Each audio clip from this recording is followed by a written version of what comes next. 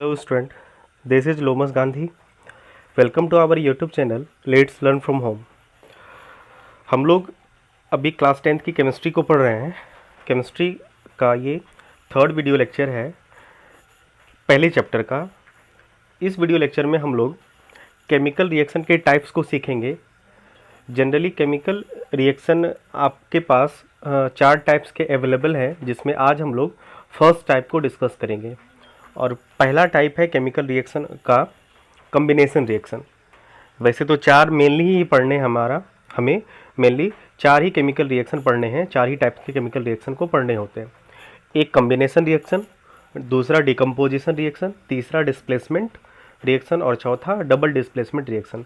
और छोटे छोटे केमिकल रिएक्शन और भी होंगे, जैसे endothermic chemical reaction, exothermic chemical reaction या और भी न्यूट्रलाइजेशन रिएक्शन हुआ, प्रेसिपिटेशन रिएक्शन हुआ। ये सब इसी के सब टाइप्स हैं या सब पार्ट्स होते हैं, या इसी चारों में वो सारे इन्वॉल्व होते हैं। जब जिसमें जिस टाइप के केमिकल रिएक्शन इन्वॉल्व होंगे हम लोग वहीं पे उसको डिस्कस करेंगे। ठीक है, तो चलिए स्टार्ट करते हैं पहला टाइप केमिकल रिएक्शन का, जो कि है कॉम्बिनेशन रिएक्शन। ठीक है, कॉम्बिनेशन रिएक्शन को आप सिंथेसिस रिएक्शन भी कह सकते हैं। ठीक है, अब जैसा कि रिएक्शन है केमिकल हमारा कॉम्बिनेशन का मतलब होता है कि जब कोई चीज़ें कंबाइन करती है, मिक्स होती है, नहीं तो यहाँ पे भी उसका जेन्युइन मीनिंग यही आता है निकल के कि ऐसा रिएक्शन जिसमें 2 या 2 से ज़्यादा रिएक्टेंट कंबाइन होंगे। अब देखियो, अकेला अगर मान लो रिएक्टेंट 2 या 2 से ज़्यादा होने का मतलब यहाँ पे ये हुआ कि रिएक्टेंट एक तो हो नहीं सकते, क्योंकि कॉम्बिनेशन की बात होगी। तो खुद कैसे किसी के साथ कोई कंबाइन हो सकता है? खुद के साथ तो कंबाइन होगा नहीं, इसीलिए कॉम्बिनेशन के लिए हमें कम से कम 2 रिएक्टेंट लेने होंगे। 2 या से ज़्यादा भी हो सकते हैं। तो जब 2 या 2 से ज़्यादा रिएक्टेंट कंबाइन होके एक सिंगल प्रोडक्ट बनाए, प्रोडक्ट में ज़्यादा नहीं बनने हैं, आपको प्रोडक्ट ज़्यादा नहीं बनना चाहिए। कॉम्बिनेशन रिएक्शन में ये खास बात होती है। ठीक है, और ये कॉम्बिनेशन रिएक्शन को पहचानने का ये सबसे अच्छा तरीका है, प्रोडक्ट आपको सिर्फ एक प्रोडक्ट मिले। ठीक है, वो एलिमेंट हो सकता है, कंपाउंड हो सकता है, कुछ भी हो, लेकिन प्रोडक्ट आपको सिर्फ एक मिलेगा। ठीक है, तो जब 2 या 2 से ज़्यादा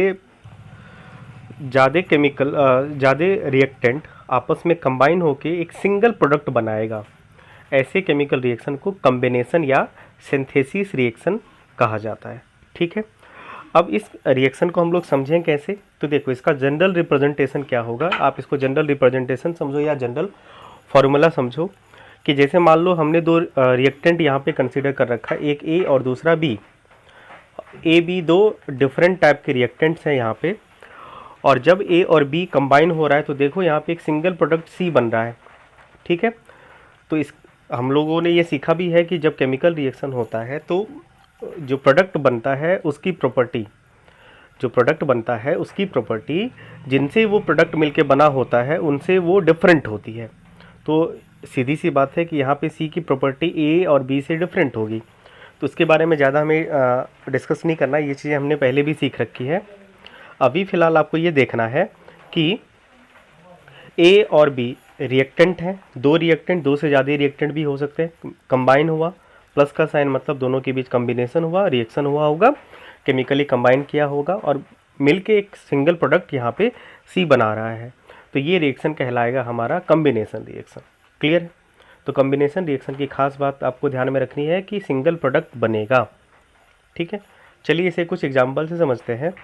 मान लीजिए हमने यहाँ पे मैग्नीशियम को जला रखा है। मान लीजिए मैग्नीशियम एक एलिमेंट है जिसको हमने जला रखा है। जलाने के लिए, कंबसन के लिए एयर का होना ज़रूरी है। एयर मतलब आप ऑक्सीजन कह सकते हैं। तो ऑक्सीजन के प्रेजेंस में हमने मैग्नीशियम को बर्न करवाया, तो बनेगा क्या? Magnesium oxide. मैग्नीशियम जब एयर के साथ कंबाइन करेगा तो मैग्नीशियम ऑक्साइड यहाँ पे बन रहा होता है। ठीक है, तो यहाँ पे मैग्नीशियम क्या हुआ? कंबाइन हुआ किसके साथ? ऑक्सीजन के साथ। तो जब मैग्नीशियम कंबाइन ऑक्सीजन के साथ नहीं करेगा तो फिर कॉम्बिनेशन कैसे होगा? तो कॉम्बिनेशन का मतलब ये हो गया कि मैग्नीशियम ऑक्सीजन के साथ यहाँ पे कंबाइन किया है, तो रिएक्शन कैसा होगा? कॉम्बिनेशन। क्यों? क्योंकि मैग्नीशियम ऑक्सीजन के साथ कंबाइन किया है। ठीक है, ये वाला एग्जाम्पल क्लियर है। एक दूसरा एग्जाम्पल लेते हैं हम लोग। यहाँ पे हमने यहाँ पे एक सिंपल सा एग्जांपल ले रखा है कार्बन को जब बर्न करवाते हैं। और देखो जब भी बर्निंग की बात की जाएगी तो ऑक्सीजन या एयर का प्रेजेंस होना ज़रूरी है। ये आपको पहले से भी पता है कि कंबंशन के लिए ऑक्सीजन नेसेसरी कंडीशन में से एक ऑक्सीजन भी आता है, कि ऑक्सीजन मतलब एयर। अगर हम एयर की बात कर रहे हैं आपको ऑटोमेटिक ऑक्सीजन समझ जाना है, या ऑक्सीजन की बात कर रहे हैं तो आपको ऑटोमेटिक एयर समझ जाना है। तो एयर के प्रेजेंस में जब कार्बन को बर्न करवाते हैं तो कार्बन डाइऑक्साइड गैस बनता है। ये कॉमन एग्जाम्पल है, आपको ये पहले से भी पता है कि कार्बन डाइऑक्साइड गैस बनता है। यहाँ पे हम ये समझाना चाह रहे हैं आपको कि कार्बन और ऑक्सीजन कंबाइन किया, ठीक है, और कार्बन डाइऑक्साइड बना। तो देखो यहाँ प्रोडक्ट सिंगल प्रोडक्ट बन रहा है। ये वाले एग्जाम्पल में भी सिंगल प्रोडक्ट बन रहा था, मैग्नीशियम वाले एग्जाम्पल में भी सिंगल प्रोडक्ट बन रहा है। तो जब जब कम्बिनेशन रिएक्शन होगा प्रोडक्ट आपको एक ही मिलेगा, सिंगल प्रोडक्ट होंगे। क्लियर है? तो दो एग्जाम्पल इस तरह से आपने देखा। पहला कि जब मैग्नीशियम को आप बर्न करवाते हैं तो मैग्नीशियम ऑक्साइड बनता है, और जब कार्बन को आप बर्न करवाते हैं तो कार्बन डाइऑक्साइड बनता है। ठीक है, तो ये दो एग्जाम्पल से हमने कम्बिनेशन रिएक्शन को समझा। ठीक है, चलिए अब यहाँ पे हो सकता है कि मान लो एलिमेंट एलिमेंट के साथ मिलेगा तो कंपाउंड बनाएगा, या कंपाउंड एलिमेंट के साथ मिलके कंपाउंड बनाए, या कंपाउंड कंपाउंड के साथ मिलके कंपाउंड बनाए। तो इसके बेसिस पे हम लोग कह सकते हैं कि कम्बिनेशन रिएक्शन 3 टाइप्स के नेचर में अवेलेबल हो सकते हैं। वो कौन कौन से हैं? पहला देखो, ठीक है, ये कोई टाइप्स नहीं है, आप बस रिएक्शन के बेसिस पे कह सकते हैं कि कम्बिनेशन रिएक्शन आपको 3 टाइप्स के देखने को मिल सकते हैं नेचर में, जो अवेलेबल हो सकते हैं। चांसेस क्या बनते हैं?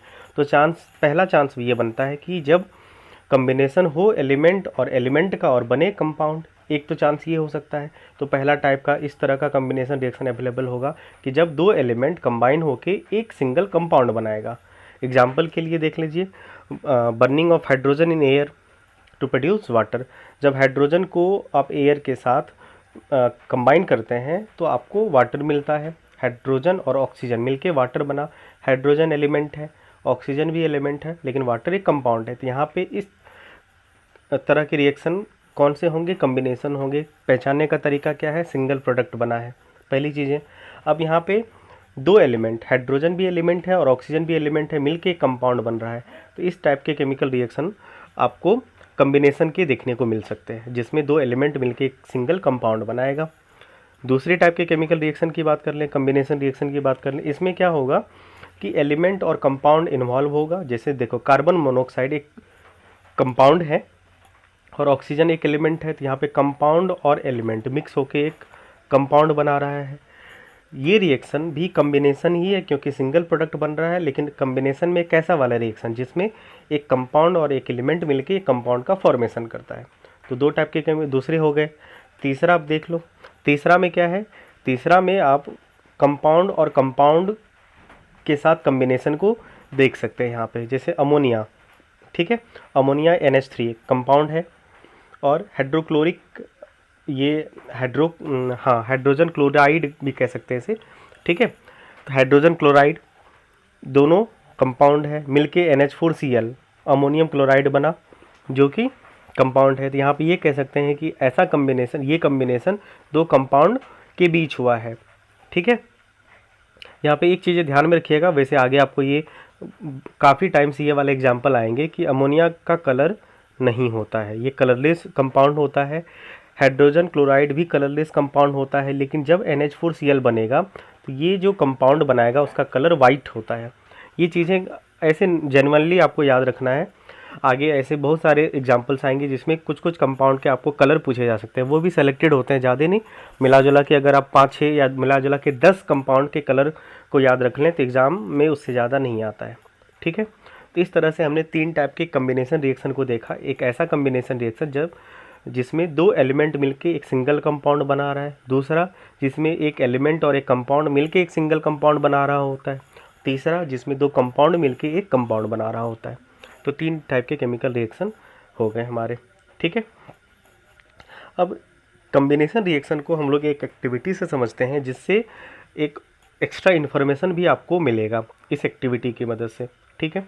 एक सिंपल सी एक्टिविटी है कि हमने क्या किया, एक छोटा सा आपको बीकर में कैल्शियम ऑक्साइड ले लिया, जिसको क्विकलाइम भी कहा जाता है, ठीक है। इसे क्विकलाइम हम लोग कहते हैं। कैल्शियम ऑक्साइड को क्विकलाइम कहा जाता है, याद रखिएगा। इसमें क्या करना है आपको, क्विकलाइम कैल्शियम ऑक्साइड मतलब आप ये समझ लीजिए ना, वो चूना जो होता है जिसको हम लोग चूना कहते हैं, ठीक है, वो चूना हुआ जिसको क्विकलाइम कहते हैं, उसमें आपको थोड़ा थोड़ा करके पानी डालना है। तो आपने ये देखा भी होगा, अगर नहीं देखा होगा, जैसे पान खाने वाला भी जो चूना होता है वो भी एक टाइप का चूना ही होता है, या घर में जो पेंट जो चूना पुट्टी वगैरह किया जाता है चूना, वो भी चूना ही होता है। अगर आपके पास अवेलेबल हो पाउडर फॉर्म में चूना, तो आप चाहे तो ये एक्सपेरिमेंट कर सकते हैं, ठीक है, घर में भी करने वाला ये एक्सपेरिमेंट। उसमें आपको क्या करना है, उस चूने के पाउडर में ना स्लोली वाटर मिक्स करने हैं आपको, थोड़ा थोड़ा करके। और वाटर मिक्स करने के बाद आप उस बीकर को जब आप छुओगे तो आपको थोड़ा सा बीकर गर्म हो चुका होगा, ऐसा फील होगा, ठीक है।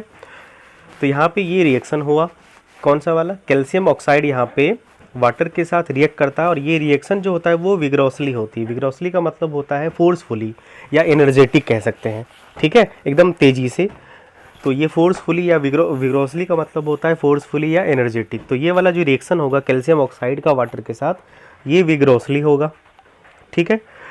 और ये रिएक्शन जब होगा तो इस रिएक्शन के बाद बनेगा हमारा स्लैक लाइम, जिसको हम लोग कैल्शियम हाइड्रोक्साइड कहते हैं। ये स्लैक लाइम होता है, ठीक है, और लार्ज अमाउंट में थोड़ी हीट रिलीज होती है इस वाले रिएक्शन में। तो ये वाला रिएक्शन भी कम्बिनेशन ही हुआ, क्योंकि यहाँ पे देखिए आप दो कंपाउंड कैल्शियम ऑक्साइड और वाटर, ये दोनों कंपाउंड है, ये कंपाउंड मिक्स होकर एक सिंगल कंपाउंड बना रहे होते हैं स्लैक लाइम, जिसको आप कैल्शियम हाइड्रोक्साइड कहते हैं। ये तो रिएक्शन कैसा हो गया, यहाँ पे कम्बिनेशन रिएक्शन ही हुआ है क्योंकि सिंगल प्रोडक्ट बना है।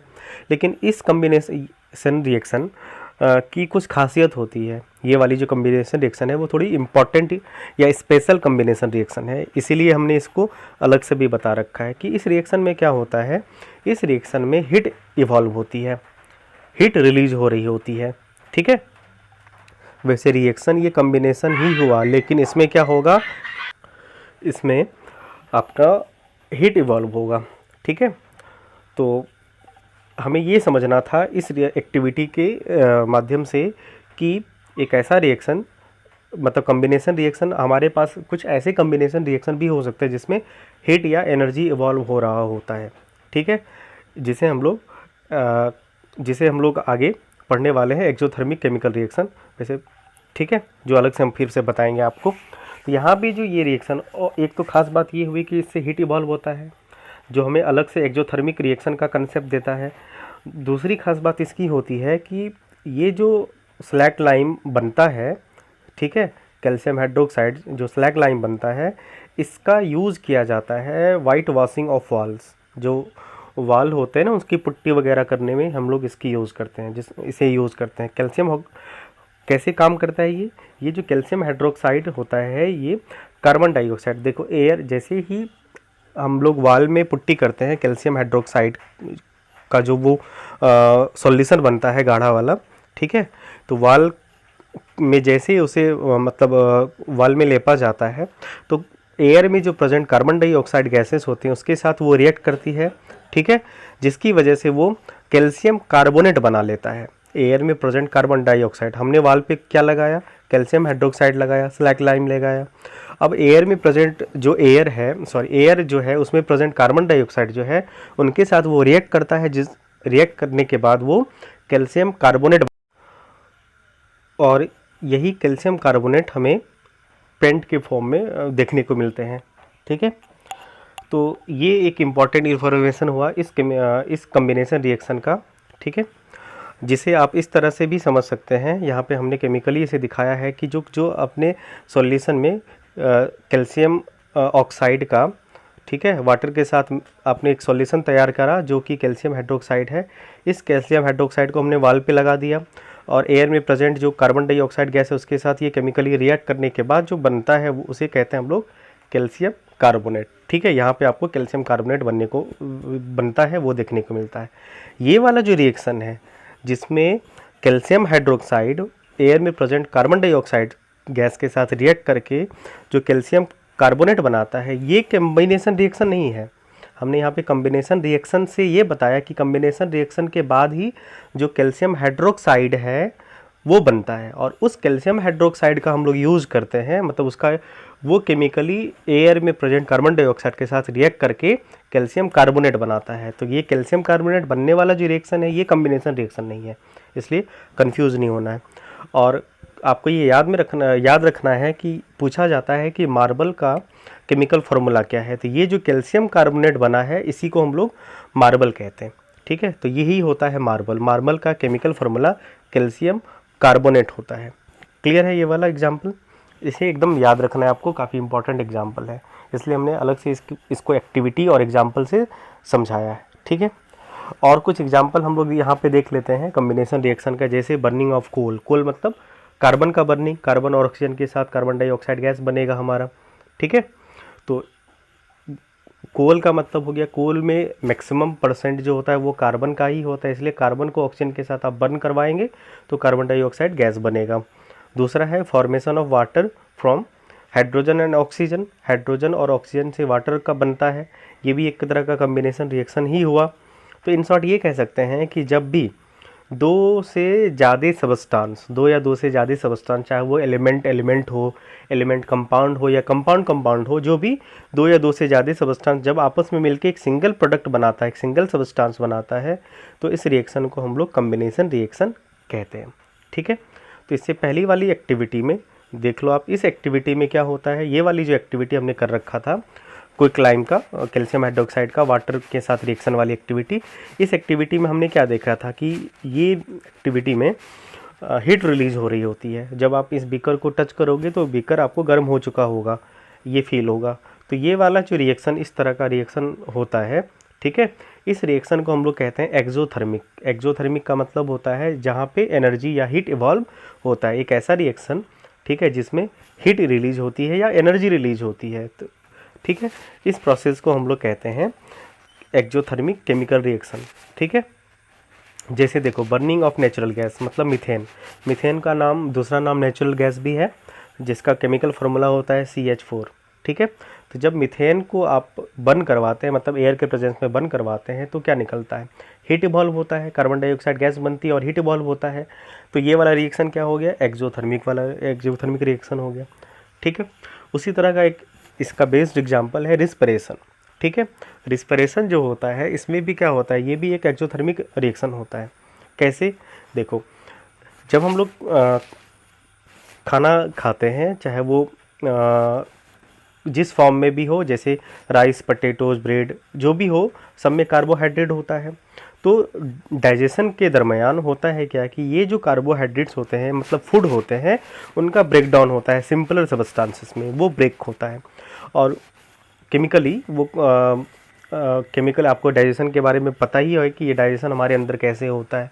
तो केमिकल रिएक्शन होता है एक तरह का, डाइजेशन भी एक तरह का केमिकल प्रोसेस ही होता है, जिसमें फूड सिंपलर, जो फूड कम्प्लेक्स मटेरियल होता है वो सिंपलर सबस्टांसेस में उसका ब्रेक डाउन हो रहा होता है।